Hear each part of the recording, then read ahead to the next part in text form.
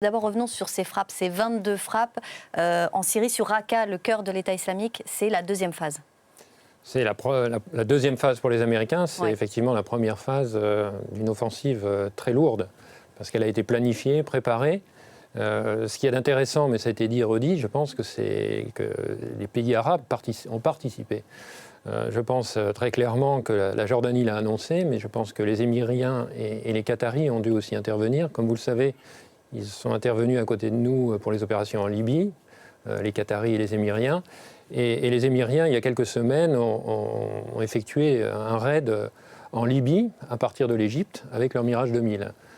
Donc tous ces pays sont prêts techniquement à intervenir aux côtés des Américains, des alliés, parce qu'ils sont complètement interopérables, ils savent faire ce type de mission, mais effectivement, il y a un poids politique qui est derrière.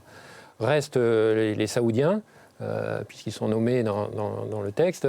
Je pense que les Saoudiens sont aussi intervenus, c'est-à-dire directement comme avions frappeurs, et pas seulement en soutien avec des ravitailleurs, etc.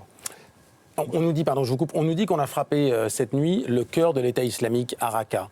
Est-ce que c'est possible et comment peut-on être sûr justement des cibles qui sont visées désormais ?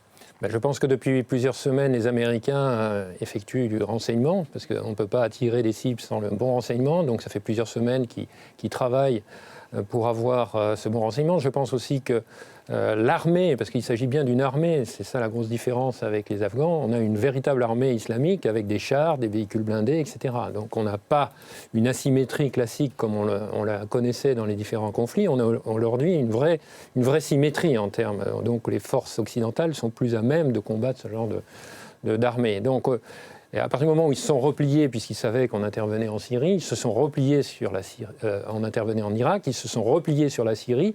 Et donc, depuis plusieurs semaines, bien évidemment, les satellites, les moyens d'écoute, mais aussi les renseignements provenant de pays arabes, parce qu'ils ont de très bonnes forces spéciales, ils ont de très bons renseignements. Tous ces renseignements sont venus se collationner et on a pu planifier une opération sur des cibles qui avaient été bien identifiées pour pouvoir effectivement avoir un effet très fort dès le début. Alors, jusqu'à présent, malgré les frappes en Irak, l'État islamique continuait d'avancer. Il va donc falloir se concentrer sur la Syrie, sur Raqqa, pour au moins les stopper ? Si on parle des Américains et de la coalition qui a effectué ses premières frappes, c'est-à-dire avec quelques pays arabes, vraisemblablement, ils vont continuer. On ne va pas s'en arrêter là. Donc, qu'est-ce qui va se passer ?